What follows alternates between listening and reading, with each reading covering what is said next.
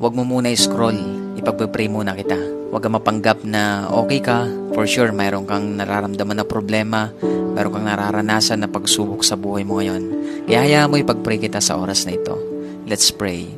Father God in heaven, in the name of Jesus, with the power of the Holy Spirit, Panginoon, salamat po sa mga oras na ito kasama po ang aking kapatid na nasa kabilang screen, Panginoon.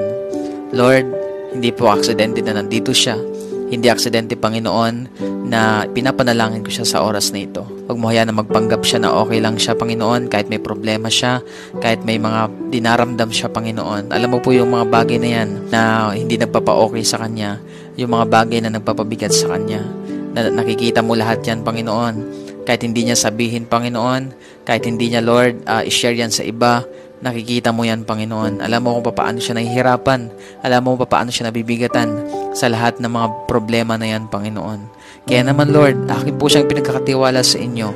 Bigyan mo siya, Panginoon o God, ng puso na nagpapakumbaba sa inyong harapan, na handa niyang i-lay down lahat, isuko lahat sa inyo, Panginoon o God, dahil hindi po niya kaya, Lord, na mag-isa. Hindi niya kaya, Lord, na harapin yung pagsubok, yung problema na yan, nang siya lang, Panginoon. Kailangan kanya, Panginoon, sa kanyang buhay. Kailangan ka po niya, Panginoon o God. Kaya right now, Lord, akin po pinapanalangin ng taong ito, bigyan mo siya, Panginoon, ng kalakasan. Bigyan mo siya, Lord, ng kapayapaan na galing sa inyo.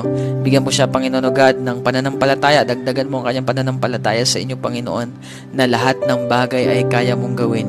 Na sabi niya sarili niya, Panginoon, ang hirap ng mga pinagdadaanan ko ngayon, ang tindi ng pagsubok ko ngayon, kaya ko pa kaya? Panginoon, tinanong niya sa sarili niya, ito, Lord God, kaya ko pa kaya itong harapin? Hanggang kailan kaya itong pagsubok, itong problema na to? Right now, Lord, ipakita mo sa kanya na ikaw ang Diyos na tapat.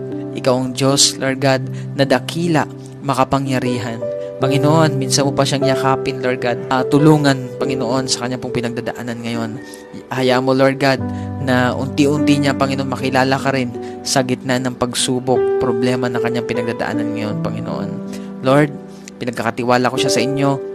I speak, Lord God, blessings. I speak strength. I speak peace, Lord God. I speak, Lord God, faith, Panginoon. I speak, Lord God, courage, Panginoon, sa kanya pong puso in the mighty name of Jesus.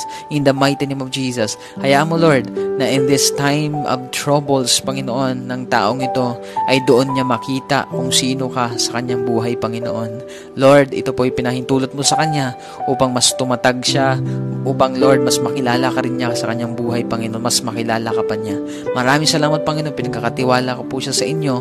In Jesus' name, amen and amen. So, I hope na-encourage ka sa video na to. Kung gusto pa makilala si Lord, basahin mo yung Bible mo. And also, pwede mo i-follow yung page natin ito dahil nag-upload ako dito ng prayers, encouragements, at iba pang videos katulad nito. Maraming salamat. Always remember that Jesus loves you. God bless.